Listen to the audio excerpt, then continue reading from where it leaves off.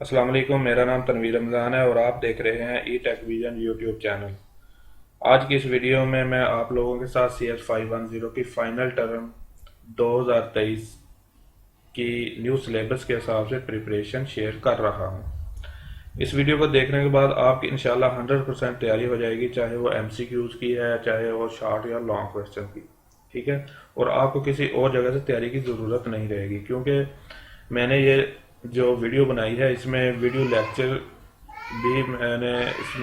Lecture को भी add किया है और स्लाइड्स को भी सामने रखकर ये हैंडआउट्स और इम्पोर्टेंट 70+ MCQs की फाइल तैयार की है।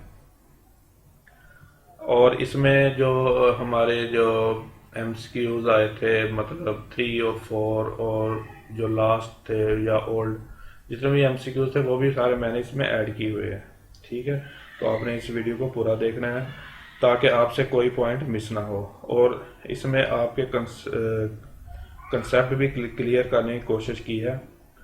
तो इसलिए ये वीडियो थोड़ी सी यानी कि लंबी हो गई हैं, तो आपने ना इनको देखना है। अगर जल्दी से देखना है तो फिर आप स्पीड इसकी बढ़ा लें, और आपके साथ इसका जो पेपर है वो भी शेयर किया जाएगा। इसलिए आप चैनल को सब्सक्राइब कर लें और बेल आइकन को भी प्रेस कर लें ताकि आपको आने वाली हर वीडियो का नोटिफिकेशन मिल सके। और आपने वीडियो को लाइक, शेयर, और अगर आपको मेरी ये कोशिश जो मैंने मेहनत की है, ये यानी कि काफ़ी इसमें टाइम लग जाता है, तो आपने, अगर आपको ये मेरी मेहनत कोशिश अच्छी लगे तो आपने कमेंट भी लाजमी करना है ताकि आपकी जो फीडबैक है उससे मुझे अंदाज़ा होगा कि मैंने जो मेहनत कोशिश कर रहा हूँ वो किसी काम भी आ रही है कि नहीं। तो प्लीज़ आपने वीडियो को लाजमी देखना है और शेयर भी करना है। तो इसमें मैं 2 पार्ट में आपकी ये प्रिपरेशन करवाऊंगा CS510 की, और एक पार्ट तकरीबन मैक्सिमम होगा 40 से 45 मिनट का। तो आपने, अगर आप ये वीडियोस देख लेंगे तो आपकी तैयारी जो है ना वो 100% हो जाएगी। ठीक है। तो अब हम शुरू करते हैं।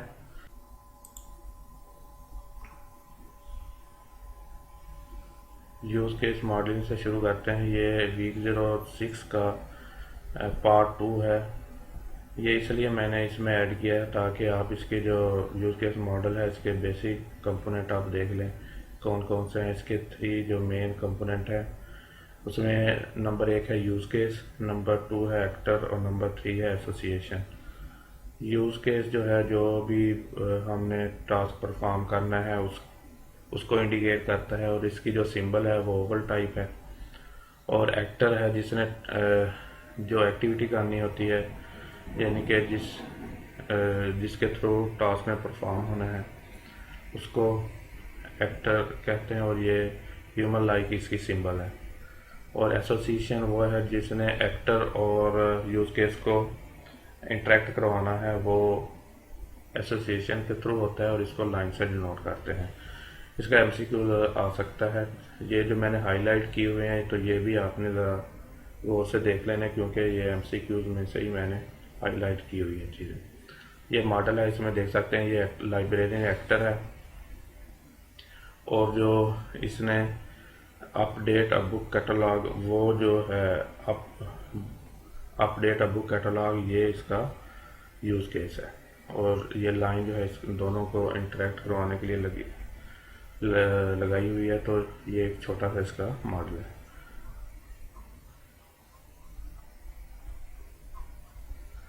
अच्छा, यहाँ से हमारा जो फाइनल टर्म का सिलेबस वो शुरू होता है वीक 07 से। अब इसमें लिखा हुआ है यूज़ केस मॉडलिंग, के यूज़ केस मॉडल कैसे बनाया जाता है। उसके मॉडल बनाने के जो मेन 4 स्टेप हैं वो सबसे पहले दिखाए हुए हैं उसने। स्टेप 1 है आइडेंटिफाई बिजनेस एक्टर, ऐसे ही स्टेप 2 है identify business use case, number 3 पर है construct use case model diagram, और नंबर 4 है document business requirement use case narrative, textual description of use case भी कहते हैं इसको। यानी कि इसमें यह बताया है कि आपने जब यूज़ केस मॉडल बनाना है तो उसके ये 4 स्टेप हैं। सबसे पहले आपने एक्टर आइडेंटिफाई करने हैं, ये देखें इसमें थोड़ी सी तफसील लिखी हुई है। और उसके बाद आपने यूज़ केस डिफ़ाइन करना है, आइडेंटिफाई करना है। उसके बाद आपने मॉडल बनाना है, और उसके बाद जो आपने यूज़ केस यानी कि जो वर्किंग करनी है यूज़ केस में, जो आपने जो भी टास्क परफॉर्म करना है, जो भी एक्टिविटी करनी है, उसको आपने टेक्सचुअल फॉर्म में लिखना है। तो ये इसका मॉडल बना हुआ है। ये पार्ट 2 है, वीक 07 का पार्ट 2। इसमें है use case modelling case study.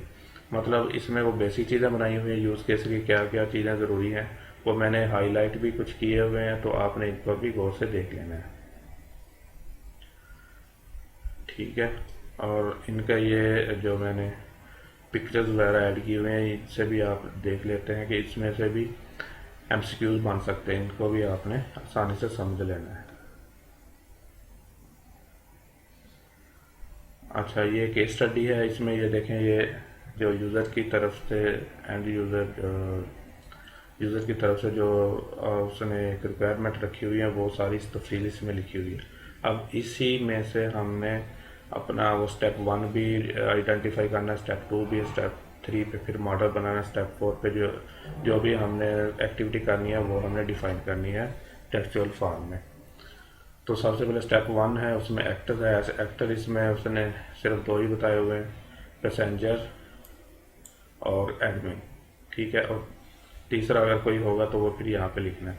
Step 2 में यूज़ केसेस हैं, ये जितने भी यूज़ केसेस हैं वो सारे यहाँ पे लिखे हुए हैं। उसके बाद स्टेप 3 में डायग्राम बनानी होती है।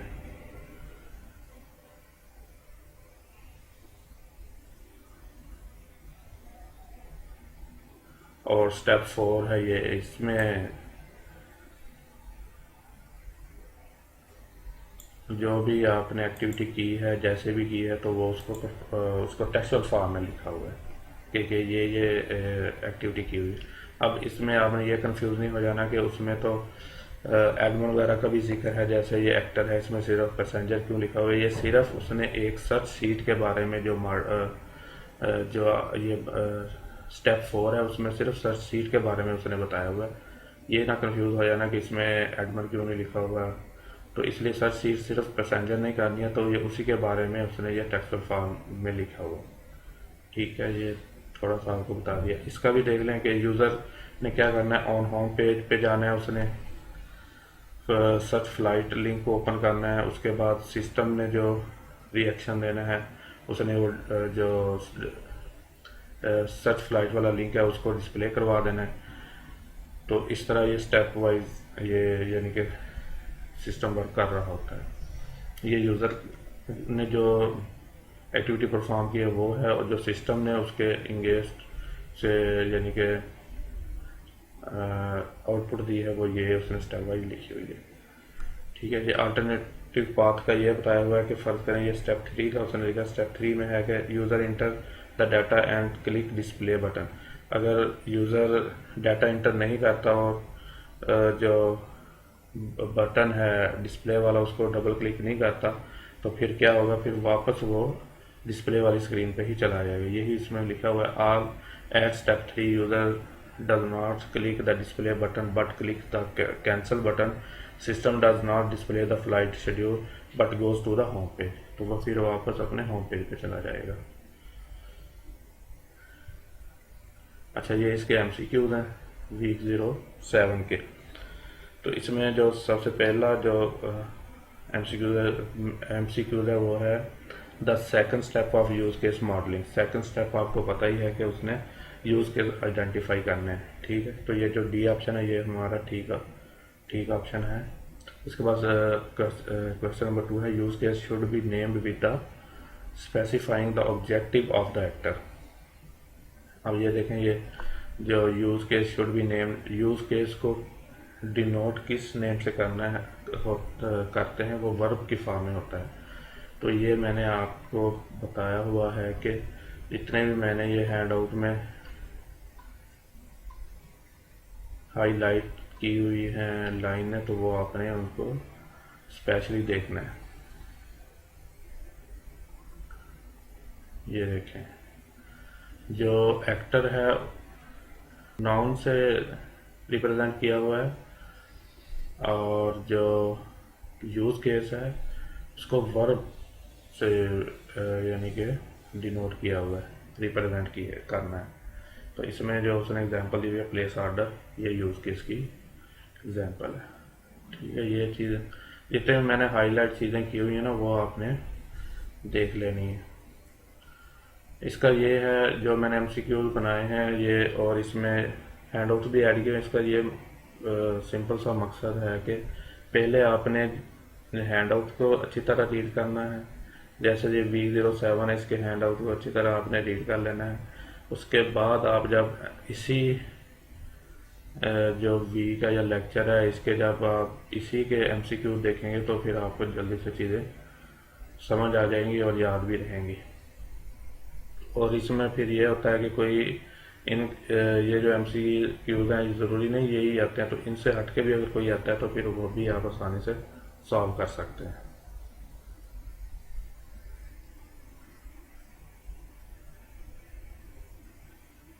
अब ये जो यूज़ केस है इसको वर्ब से यानी कि डिनोट करते हैं, रिप्रेजेंट करते हैं।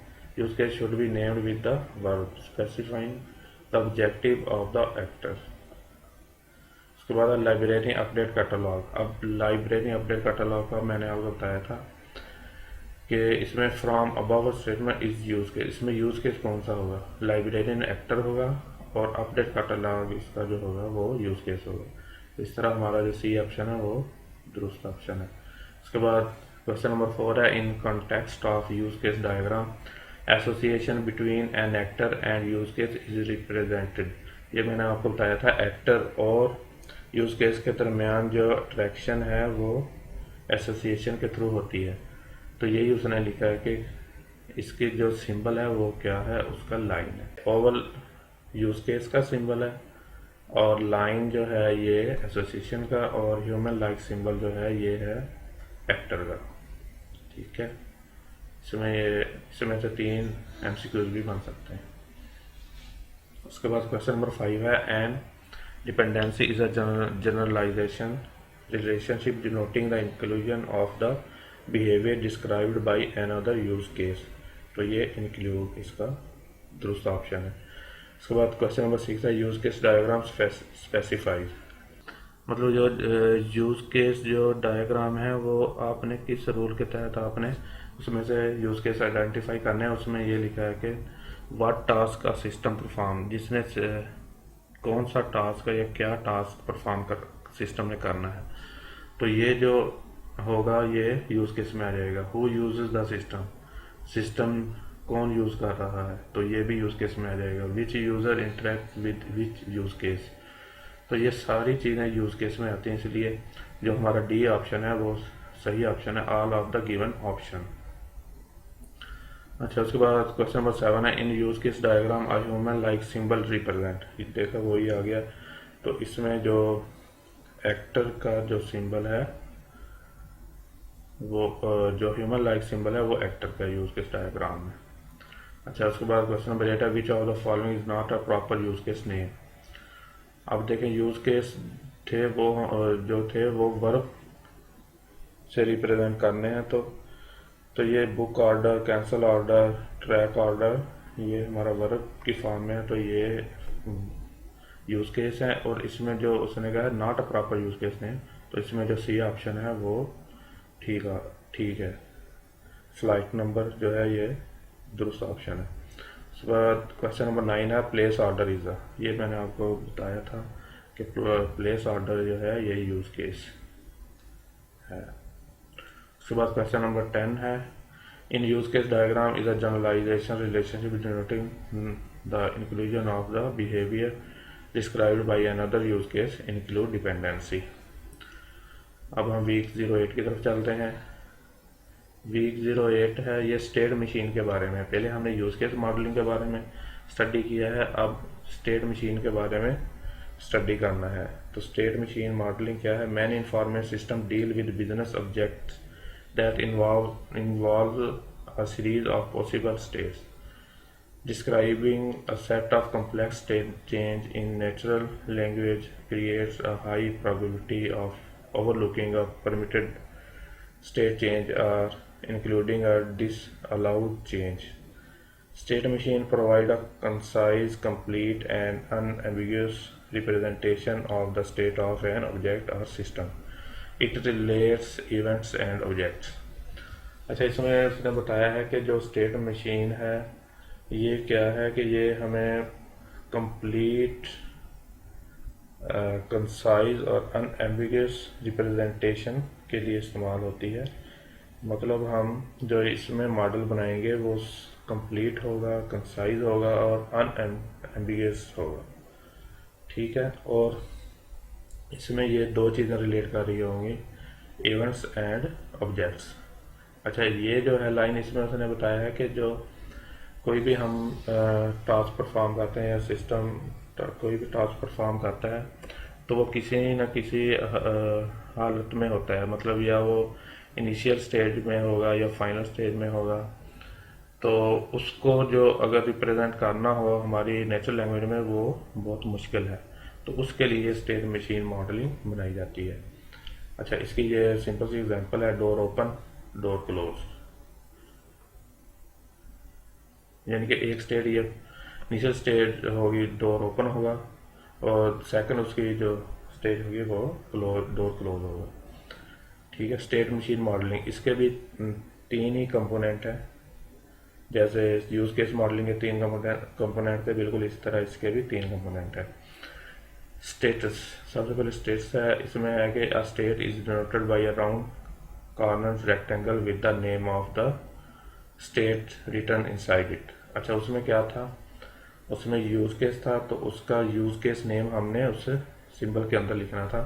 तो इसी तरह इसका जो सिंबल है वो है राउंड कॉर्नर रेक्टेंगल, और उसके अंदर ही हमने स्टेट का नेम लिखना है, जैसे ये लिखा हुआ। अच्छा, इसमें दो स्टेज आ जाती हैं, एक इनिशियल स्टेट है, initial and final state. Initial state उसको डिनोट करेंगे फील्ड ब्लैक सर्कल से, और जो फाइनल स्टेट है उसको हम डिनोट करेंगे circle with the dot inside. ये देखें, ये सिंबल इनिशियल की है, ये फाइनल स्टेट की है। यानी कि हमें सिंबल से पता चलना चाहिए कि ये कौन सी स्टेट है। अच्छा, नंबर 2 इसका जो कंपोनेंट है वो है ट्रांजिशन। ट्रांजिशन क्या है, जैसे उसमें एसोसिएशन थी कि जो यूज केस और एक्टर को इंटरेक्ट करने के लिए यूज हो रही थी, इसमें ट्रांजिशन है। ट्रांजिशन को हम लाइन विद एरो से डिनोट करते हैं। Transition from one state to the next is denoted by line with arrow head. ठीक है, उसके बाद ट्रिगर है, इसमें है is the cause of the transition. मतलब एक स्टेट में जब कोई भी सिस्टम एक से दूसरे स्टेट में अगर जब जाता है तो वो किसी इवेंट के थ्रू जाता है या सिग्नल की या किसी फोर्स के थ्रू उसकी स्टेट चेंज होती है, तो ये ट्रिगर उस चीज़ को ज़ाहिर कर रहा है। A change in some condition, the passage of time. अच्छा, ये इसके तीन कंपोनेंट है, तो ये एक छोटा सा एक एग्जांपल दी हुई है, मॉडल दिया हुआ है, तो इसमें ये सारी स्टेजेस भी जो कंपोनेंट है वो भी आप देख सकते हैं, और इसकी जो स्टेट है वो भी देख सकते हैं। जैसे ये इनिशियल स्टेट है, ब्लैक फील्ड सर्कल है, तो ये हमारी इनिशियल स्टेट। अच्छा, इनिशियल स्टेट को हम आइडल स्टेट भी कहते हैं। ये भी आपने एक चीज़ याद रखनी है कि इनिशियल स्टेट को ही आइडल स्टेट कहते हैं। इसमें ये उसने टेलीफोन की एक एग्जांपल दी हुई है, तो इसमें जब वो टेलीफोन जो है लैंडलाइन नंबर, और जब रिसीवर उसके ऊपर पड़ा हुआ होता है तो वो आइडल स्टेट होती है। जैसे ही रिसीवर उठाते हैं तो वो फिर डायल टोन एक सुनाई देती है, तो वो दूसरी स्टेट में चला जाता है। बिल्कुल ऐसे ही है, एग्जांपल है। ठीक है, तो इसका पार्ट 2 है, वीक 08 का पार्ट 2। इसमें एक्टिविटी दिखाई गई है और एग्जाम्पल वगैरह दी हुई है। इसमें सबसे पहले है स्टेट मशीन मॉडलिंग। अच्छा, इसमें लिखा हुआ activity, an activity is a task that takes time to complete. अच्छा, इसको जो जाहिर करने का लिखने का तरीका वो है कि सबसे पहले आपने स्टेट लिखनी है, कौन सी है, 1 है 2 है। उसके बाद डू का कीवर्ड यूज होगा, उसके बाद कॉलन, उसके बाद एक्टिविटी, आपने लिखी है कौन सी एक्टिविटी परफॉर्म हो रही है, एक है दो है, जैसे ये एग्जांपल में लिखा हुआ है। तो इवेंट है, उसके बाद फिर स्टेट 2 है, फिर डू का कीवर्ड है और कॉलन एक्टिविटी 2। ये देखें, ये इनिशियल स्टेट है और ये फाइनल स्टेट, ये सिंबल से आप देख सकते हैं। ये एक एग्जांपल दी हुई है प्रिंटर की। अच्छा, इसमें 3 और चीज़ें लिखी हुई हैं, एट्रीब्यूट्स, प्रॉपर्टी ऑफ इवेंट, यानी कि इवेंट की क्या प्रॉपर्टी है, क्या वर्किंग होनी है। उसके बाद कंडीशन है कि कौन सी कंडीशन है जो ट्रू होगी तो आपका जो स्टेट है वो चेंज होगी। Guard condition should be true for successful transition. Action क्या है, उसके बाद आउटपुट क्या जनरेट होनी है, वो एक्शन में आता है। एन इंस्टेंटेनियस ऑपरेशन, ये उसकी एग्जांपल दी हुई है। देखें, स्टेट 1 डू एक्टिविटी 1, इवेंट क्या है, इवेंट के अंदर ये तीनों इसके यानी कि पार्ट्स हैं, एट्रीब्यूट्स, कंडीशन, एक्शंस। उसके बाद स्टेट 2। अब ये एग्जांपल है, उसमें इवेंट क्या है कि एक प्रिंटर है, आपने प्रिंट देना है तो वहाँ से आपने यानी कि आउटपुट लेनी है, यानी कि सेकंड स्टेज उसकी ये है कि प्रिंट द पेज।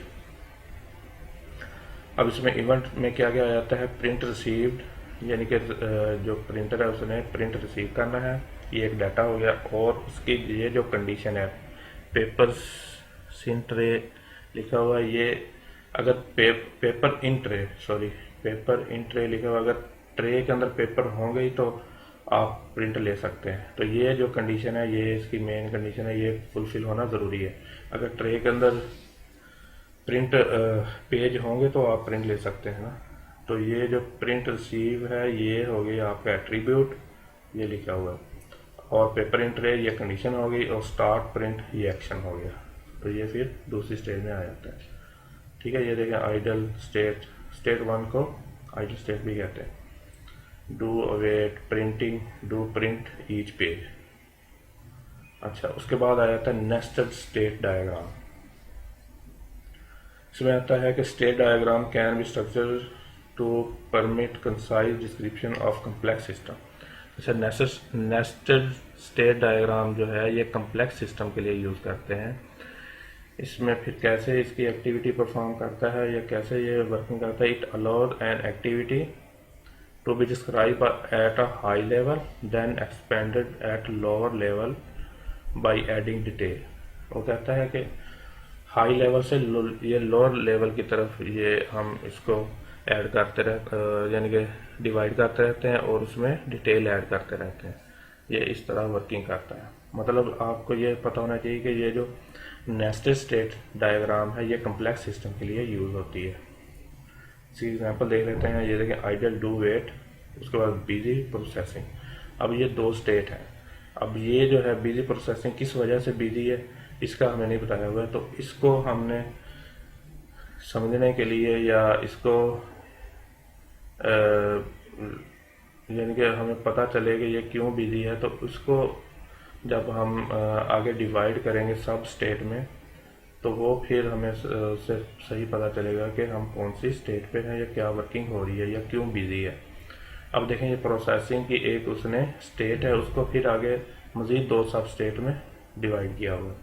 उसमें क्या है कि रीड, या तो वो रीड कर रहा होगा सिस्टम इसलिए वो बिजी है, या फिर वो प्रोसेस एग्जीक्यूट हो रहा होगा। अब यहाँ से देखें हमें सही समझ लगी है कि ये बिजी क्यों था। अब ये प्रोसेस को ही उसने आगे 2 सब स्टेट में डिवाइड किया हुआ है। तो ये देखें, इनिशियल स्टेट और ये फाइनल स्टेट। अच्छा, उसके बाद है generalisation inheritance. Generalisation of transition state. Nested state diagram is form of generalisation. अच्छा, अब नेस्टेड स्टेट डायग्राम को ही एक जनरलाइजेशन कहते हैं और ये इनहेरिटेंस की तरह ये वर्किंग करती है। States inherit transition from their super state. मतलब जो एक सुपर स्टेट होगी, जो टॉप लेवल पर स्टेट होगी उसको सुपर स्टेट कहते हैं, और उसकी जो सब स्टेट होंगी वो यानी कि सुपर स्टेट से इनहेरिट हो रही होंगी। अब जनरलाइजेशन इज आर रिलेशनशिप। जो जनरलाइजेशन को ही हम सुपर स्टेट कहते हैं और जो उसकी जो सब स्टेट होंगी उनका रिलेशन सुपर स्टेट के साथ और रिलेशनशिप होगा। मतलब इन जो सब स्टेट हैं इन दोनों में से एक स्टेट भी अगर कंप्लीट होती है या अचीव होती है तो फिर हमारी जो सुपर स्टेट है वो अचीव हो जाएगी, जो सुपर टास्क वो अचीव होगा। ये देखें मैंने ये ऐड की हुई है कम्प्लेक्स स्टेट, मतलब ये नेस्टेड स्टेट जो डायग्राम है ये कम्प्लेक्स स्टेट है और इसको सुपर स्टेट भी इसी को कहते हैं। तो अब ये सब स्टेट है जो आगे फर्दर डिफाइन की हुई हैं। अब और रिलेशनशिप इनके दरमियान बनता है तो ये मैंने सिंबल्स के थ्रू, अब यहाँ से भी आप समझ सकते हैं कि इसमें क्या क्या है और कैसे। तो मैंने ये सिंबल के थ्रू आपको समझाने की कोशिश की है। अच्छा, इसके बाद इसकी ये एग्जांपल है एक यानी कि कार की एग्जांपल है कि जब वो न्यूट्रल पे होगी तो हम उसको रिवर्स भी कर सकते हैं और फिर दोबारा न्यूट्रल पे भी ला सकते हैं, उसके बाद उसको फॉरवर्ड भी ले जा सकते हैं। तो ये सारी उसी की है। जब फॉरवर्ड पे जाएंगे हम फर्स्ट गियर में, सबसे पहले फर्स्ट में जाएगी, फिर सेकंड में, फिर थर्ड में, तो इस तरह फिर वापस भी ऐसे ही है, यानी थर्ड से सेकंड, सेकंड से फर्स्ट। तो ये सुपर स्टेट फॉरवर्ड, ठीक है।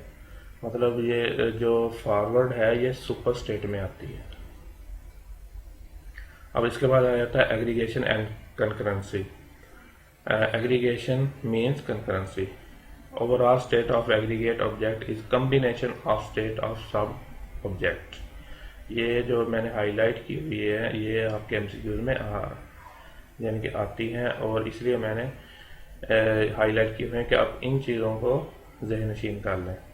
अब देखें ये इसमें ओवरऑल जो स्टेट है कार है, मतलब एक कार है, इसकी फाइनल कम्प्लेक्स स्टेट है। और आगे क्या है, ट्रांसमिशन है, एक्सेलरेटर है, ब्रेक है, ये सारी चीज़ें पैरेलल ही यानी कि परफॉर्म कर रही होंगी। दीज आर सब सिस्टम स्टेट, ठीक है। ये जो सब सिस्टम स्टेट है ये ही मिलकर ओवरऑल स्टेट बनाती है और ये पैरेलल में ही वर्किंग कर रही होंगी। अच्छा, इसमें sample state of a car, इसमें देख लें, transmission neutral, accelerator off, brake off, ठीक है। और दूसरी इसकी जो स्टेट है वो ये है कि ट्रांसमिशन रिवर्स और एक्सेलरेटर ऑन, ब्रेक ऑफ, यानी कि ये रिवर्स जाना, जब गाड़ी को रिवर्स करते हैं तो ये उस वाली स्टेट है। मतलब ये सारी चीज़ें मिलकर ही कार की जो स्टेट है उसको डिफाइन कर रही होती हैं। अब इसके एमसीक्यू देख लेते हैं। MCQ of week 08, given below is the sample state of car, brake off, ठीक है। ये देखें, sample state of a car, brake off, ठीक है। उसके बाद है dash provides the concise, complete and unambiguous representation of the state of the an object और सिस्टम। तो ये स्टेट मशीन ये आपको शुरू में ही मैंने ये बता दिया था। ये देखें, इस तरह जो एमसीक्यू समझना या सॉल्व करना आसान हो जाता है, तो इसलिए मैंने ये एक आपके लिए ये हैंडआउट्स ऐड किए हैं, साथ ही एमसीक्यूज भी ऐड किए हुए हैं। अब क्वेश्चन नंबर 3 है, the initial state is denoted bye filled black circle। ऐसे ही dash an activity to be described at a high level then expand at lower level by adding detail, ये nested state diagram। अच्छा, ऐसे week 8 का ये जो 5 number question, aggregation provide concurrency. अच्छा, इसका जो 6 नंबर एमसीक्यू है, state of aggregation object is combination of states of सब ऑब्जेक्ट्स, ठीक है।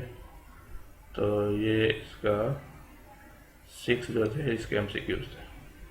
अच्छा, वीडियो थोड़ी लेंथी हो जाती है, लेकिन यह है कि आपको एक दो दफ़ा ये वीडियो देखेंगे तो आपको फाइनल टर्म की जो आपकी प्रिपरेशन है ना वो 100% हो जाएगी। मतलब बहुत इजी ये है, तो आप एक दो दफ़ा देख लेंगे तो आपको ये मसला नहीं होगा। मैं क्योंकि थोड़ी डिटेल बताता जाता हूँ, उससे यह है कि जो एमसीक्यू सॉल्व करने हैं वो ज़रा ईजी हो जाते हैं। अच्छा, अब हम वीक 09 की तरफ चलते हैं। इसमें है गोल ओरिएंटेड रिक्वायरमेंट इंजीनियरिंग। अच्छा, सबसे पहले ये देख लेते हैं गोल ओरिएंटेड रिक्वायरमेंट इंजीनियरिंग की ज़रूरत क्यों पेश आई। इसमें उसने बताया कि जो ट्रेडिशनल रिक्वायरमेंट इंजीनियरिंग थी उसमें क्या था कि सिर्फ व्हाट पर फोकस होता था कि यूज़र की नीड्स क्या क्या हैं, या यूज़र क्या टास्क परफॉर्म करवाना चाहता है।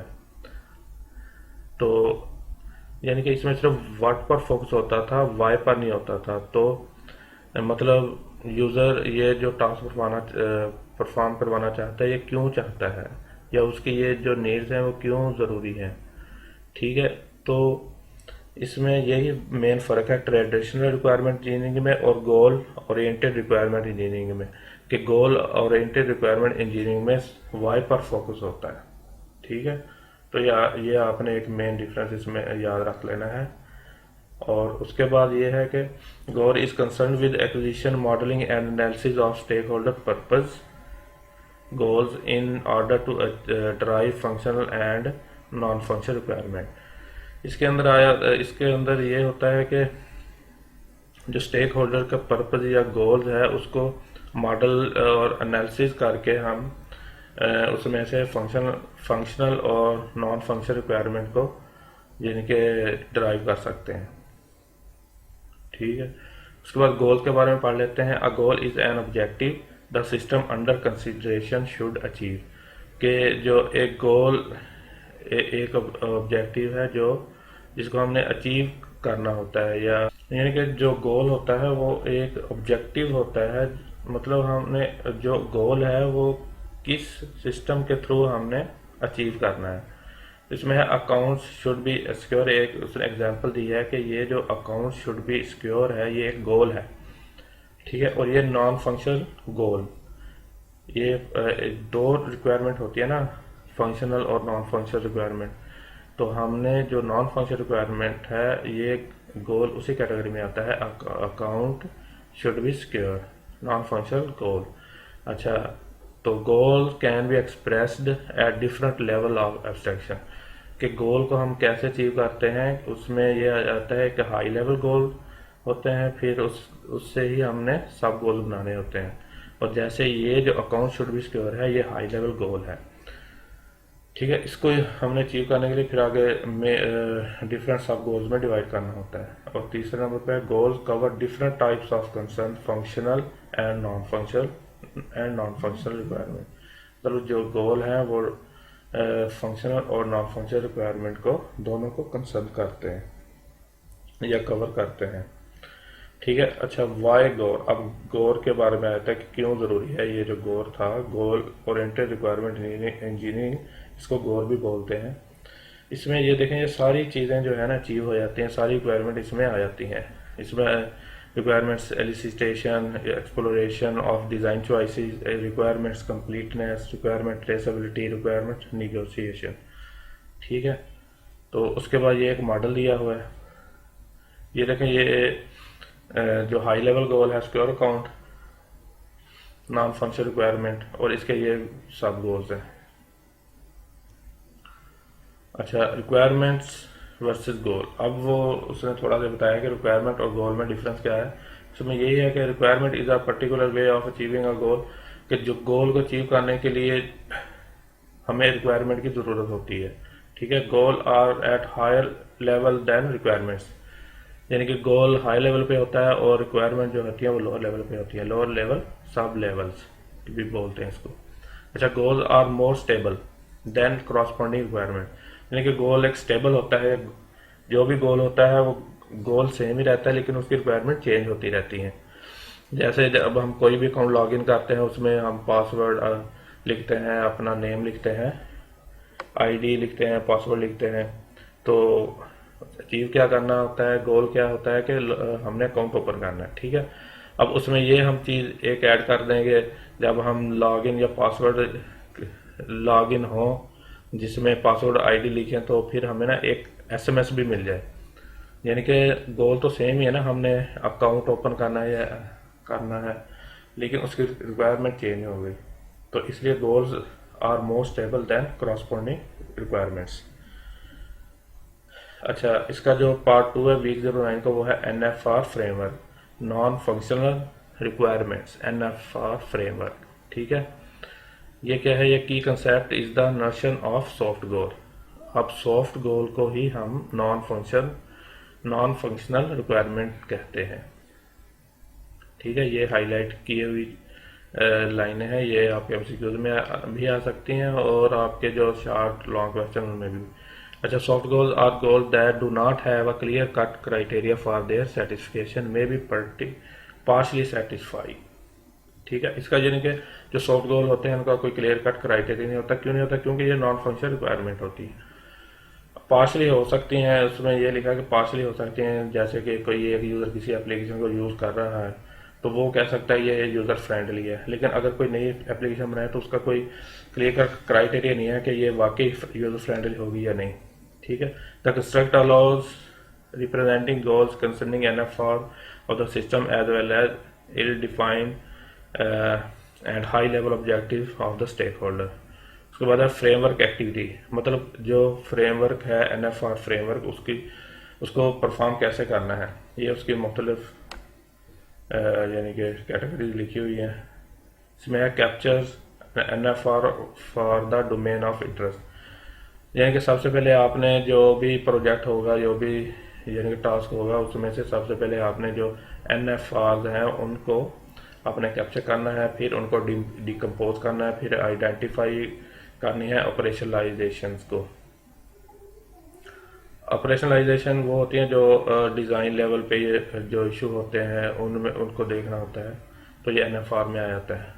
अच्छा, उसके बाद dealing with ambiguity, trade off, priorities and interdependency among NFR, ये आगे मज़ीद तफसील में आ जाती है। अच्छा, supporting decision with design relational, मतलब जो भी डिसीजन लेने हैं उनका कोई लॉजिक होनी चाहिए। फिर एवेल्युएटिंग इम्पैक्ट ऑफ डिसीजन, अब जो डिसीजन लिया उसका इम्पैक्ट क्या है, यानी कि ये सारी चीज़ें इसमें आती है कि जब आपने कोई भी प्रोजेक्ट लेना है तो उसमें से आपने सबसे पहले तो नॉन फंक्शनल रिक्वायरमेंट को कैप्चर करना है और फिर आगे उसको मज़ीद डिकम्पोज रिफाइन करते जाना है। तो जो भी उसमें डिसीजन लेंगे, जो भी इसमें एक्टिविटी परफॉर्म करेंगे, उसका यानी कि लिखना है, तो ये इसमें आ जाता है। Soft goal interdependency graph. अच्छा, अब ये जो गोर है, सॉरी, ये जो नॉन फंक्शनल रिक्वायरमेंट फ्रेमवर्क है, तो इसको हम किसके ज़रिए यानी कि ग्राफ, इसका मॉडल बनाते हैं या ग्राफ बनाते हैं, तो वो जिसके ज़रिए हम इस ग्राफ बनाते हैं उसको कहते हैं सॉफ्ट गोल इंटरडिपेंडेंसी ग्राफ। ठीक है, यानी कि NFR फ्रेमवर्क को मॉडल करने के लिए हम सॉफ्ट गोल इंटरडिपेंडेंसी ग्राफ को यूज़ करते हैं। अच्छा, the main modelling tool that framework provide is the soft goal interdependency graph, SI भी इसको बोलते हैं। The graph can graphically represent soft goal refinements and और soft goal contribution, positive negative soft goal operationalisation and claim, तो ये सारी चीज़ें इस ग्राफ में आ जाती हैं। तो इसका भी MCQ बन सकता है कि SIG में आप किस किस चीज़ को रिप्रेजेंट करते हैं। उसके बाद है types of soft goal in NFR framework, इसकी 3 मेन टाइप्स हैं सॉफ्ट गोल इन NFR फ्रेमवर्क। एक है NFR सॉफ्ट गोल, दूसरा है ऑपरेशनलाइजिंग सॉफ्ट गोल, तीसरा है क्लेम सॉफ्ट गोल्स। ठीक है, इसमें टॉप लेवल, ये जो NFR सॉफ्ट गोल होता है या टॉप लेवल सॉफ्ट गोल भी इसको कहते हैं, represent non functional requirement to be consider. ठीक है, नॉन फंक्शनल रिक्वायरमेंट को रिप्रेजेंट कर रहा होता है। उसके बाद है operationalising soft goal, model lower level. अब ये लोअर लेवल पे आता है किस, यानी कि मैंने ये लिखा हुआ फॉर अचीवमेंट, मतलब ये जो टॉप लेवल सॉफ्ट गोल है इसको अचीव करने के लिए ये ऑपरेशनलाइजिंग सॉफ्ट गोल यूज़ करते हैं। ये आगे इसकी तफसील लिखी है, model lower level design technique for satisfying NFR soft goal. ठीक है, उसके बाद है क्लेम सॉफ्ट गोल। ये कौन से सॉफ्ट गोल होते हैं, ये डिफाइंड रीजन के लिए यूज होते हैं। Allow the analyst to record design rationale for soft goal, refinement soft goal, prioritisation soft goal contributions. ठीक है, ये क्लेम सॉफ्ट गोल का असल में मकसद ये होता है कि जो भी आपने प्रायोरिटी आपने डिसाइड की है या आगे जो भी कंट्रीब्यूशन आपने लगाई हैं, तो वो किस वजह से लगाई हैं उसकी रीज़न आपने डिफाइन करनी होती है। अच्छा, इसके थोड़े मज़ीद उसने लिखा है कि software can be refined using and or refinement, कि जब आपने जो टॉप लेवल गोल है उसको जब हमने आपने रिफाइन करना है यानी कि सब गोल्स में, तो आपने एंड आर रिफाइनमेंट के थ्रू करना है। अच्छा, उसके बाद also soft goal interdependency can be captured with positive और नेगेटिव कंट्रीब्यूशन। अच्छा, जो उसका इम्पैक्ट होगा, जो आपका हाई लेवल गोल होगा या NFR सॉफ्ट गोल होगा, उसके ऊपर पॉजिटिव पड़ेगा या नेगेटिव पड़ेगा, तो इसको आइडेंटिफाई यानी कि कंट्रीब्यूशन के थ्रू हम मेंशन करते हैं। अब इसमें 3 सॉफ्ट गोल दिए हुए हैं। इसमें good performance for account, secure account, user friendly access to account. अब ये मैंने सिंबल्स जो थे उनको आइडेंटिफाई किया हुआ है। आप देख सकते हैं कि जो NFR सॉफ्ट गोल है वो सिंगल क्राउड के ज़रिए उसको रिप्रेजेंट किया हुआ है। फिर ये एक आर्क लगी हुई है, तो ये एंड रिफाइनमेंट होगा। एंड रिफाइनमेंट का तो आपको पता चल गया होगा, जैसे एंड गेट होता है। ये तीनों सब गोल अचीव होंगे तो ही ये टॉप लेवल का गोल हमारा अचीव होगा, इसका ये मकसद होता है। उसके बाद ऑपरेशनलाइजिंग सॉफ्ट गोल, इसको थिक क्लाउड के थ्रू रिप्रेजेंट किया हुआ है। ये देखें, ये भी है 1 2 3 4 5 6 7 8 9, इसमें ये सारे ऑपरेशनलाइजिंग सॉफ्ट गोल्स हैं। तो इसका ये पॉजिटिव यहाँ पे आपको सिंबल नज़र आ रहा है, तो ये कॉन्फिडेंशियलिटी ऑफ अकाउंट्स पर इसका पॉजिटिव इम्पैक्ट पड़ रहा है, तो इसलिए ये पॉजिटिव लिखा। अच्छा, ये डबल आर का, तो ये आर रिफाइनमेंट के थ्रू शो किया हुआ है। इसमें क्या होगा कि ये तीनों में से कोई भी एक ऑपरेशनलाइजिंग सॉफ्ट गोल अचीव होगा तो आपका ऑथेंटिकेट यूज़र एक्सेस अचीव हो जाएगा। अच्छा, उसके बाद है प्रायोरिटाइज्ड। अब ये जो सॉफ्ट गोल है इसको उसने प्रायोरिटी पर यानी कि इसको प्रायोरिटी दे दी है। प्रायोरिटाइज जो आपको एक सॉफ्ट गोल नज़र आ रहा है, इसको उसने प्रायोरिटी दे दी है कि एक्यूरेट अकाउंट, और इसके साथ एक्सक्लेमेशन का जो साइन है इससे जाहिर होता है कि ये प्रायोरिटाइज सॉफ्ट गोल है। अब ये प्रायोरिटी क्यों दी गई है, इसकी उसने ये रीज़न अब बताया था कि इसमें लिखते हैं वो क्लेम जो सॉफ्ट गोल होगा उसके अंदर वो आप उसके रीज़न लिखेंगे ये क्यों प्रायोरिटी इस पर दी हुई है। इसका लिखा हुआ क्लेम एक्यूरेसी इज़ वाइटल, ठीक है।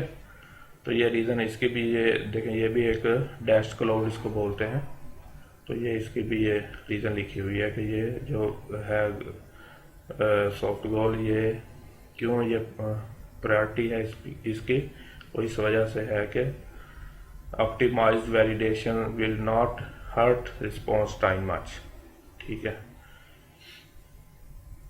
बस इसमें ये टिक के निशान लगाए हुए हैं कि ये ज़रूरी है, जैसे इसमें टिक निशान लगाया हुआ है, इसका लगाया हुआ है, यानी कि ये क्रॉस है, ये ज़रूरी नहीं है, मतलब ये इसकी जो रिक्वायर एडिशनल आईडी है ये ज़रूरत नहीं है, इसलिए इस पर क्रॉस लगाया हुआ है। अब इसके हम MCQ देख लेते हैं। ऑपरेशनलाइजिंग सॉफ्ट गोल मीन्स क्या है, finding lower level technique for satisficing NFR goal, यानी कि जो non function requirement soft goal है उसको यानी कि सेटिस्फाई करने के लिए हम इसको यूज़ करते हैं। उसके बाद क्वेश्चन नंबर 2 है की concept in non function requirement framework is notion of soft goal, which one is wrong. अब इसमें रॉन्ग उसने पूछा, soft goal interdependency graph represent, जो सॉफ्ट गोल इंटरडिपेंडेंसी ग्राफ है वो किस किस चीज़ को रिप्रेजेंट करता है, सॉफ्ट गोल रिफाइनमेंट को भी करता है, सॉफ्ट गोल्स को भी, सॉफ्ट गोल कंट्रीब्यूशन को भी, सॉफ्ट गोल सपोर्टिंग डिसीजन को नहीं करता। तो ये इसका सही आंसर है, डी जो ऑप्शन है ये सही आंसर है। अच्छा, उसके बाद MCQ नंबर 4 है the main modelling tool that NFR framework provides is soft goal interdependency graph, ठीक है। उसके बाद आइडेंटिफाई द फॉल्स स्टेटमेंट, इसमें से फॉल्स स्टेटमेंट कौन सी है, requirement is particular way of achieving goal, ये यहाँ पे ये बिल्कुल ठीक है। Goals are more stable than corresponding requirement, ये आपको मैंने बताया था। Requirements are at high level than goal, ये उलट है, यहाँ पे गोल आना था, यहाँ पे रिक्वायरमेंट, तो ये फॉल्स स्टेटमेंट है, इसलिए जो डी ऑप्शन है वो करेक्ट ऑप्शन है। उसके बाद क्वेश्चन नंबर 6 है, soft goal are goal that do not have a clear cut criteria for their certification. अच्छा, इधर कट आना है।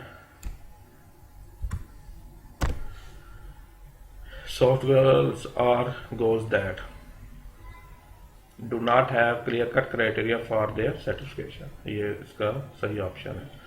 जब उसके बाद क्वेश्चन नंबर 7 है, in context of NFR framework which of the following is not one of the framework activity extracting functional requirements from non functional requirement, ये इसका सही ऑप्शन है। Capturing NFR of other domain, ये भी ठीक है। Identify possible NFR, ऑपरेशनलाइजिंग और decomposing NFR, ये सारे NFR में आ जाते हैं, लेकिन ये नहीं आता, तो ये वाली जो ऑप्शन बी ऑप्शन है ये हमारा करेक्ट ऑप्शन है। Soft goal interdependency can be captured with contributions positive और नेगेटिव, ठीक है। Identify the true statement regarding goal और oriented requirement engineering goal. Goal in goal cover different type of concern including functional and non-functional requirement, ठीक है, तो ये इसका सही ऑप्शन है। उसके बाद है goal is concerned with dash of stakeholder purposes in order to drive functional and non functional requirement, ये भी आपको बताया हुआ, इसमें एग्जीक्यूशन भी आ जाता है, मॉडलिंग भी, एनालिसिस भी, ठीक है। तो ये सारा यानी कि इस डैश वाली जगह पे ये सारी चीज़ें आ जाएंगी, तो इसलिए all of the given option, D जो ऑप्शन है ये करेक्ट ऑप्शन है। उसके बाद identify the true statement, a requirement is particular way of achieving goal, ये वही आ गया। की concept is non functional requirement framework is notion of soft goal आ गया। Operationalising soft goal mean finding lower level design technique for satisfying NFR soft goal, ठीक है जी, ये इसके MCQ थे।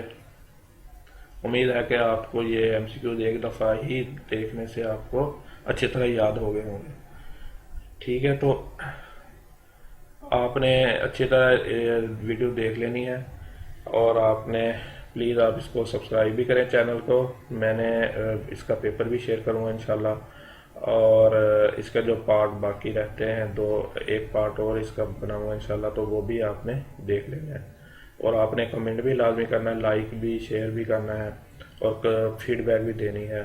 थैंक्स।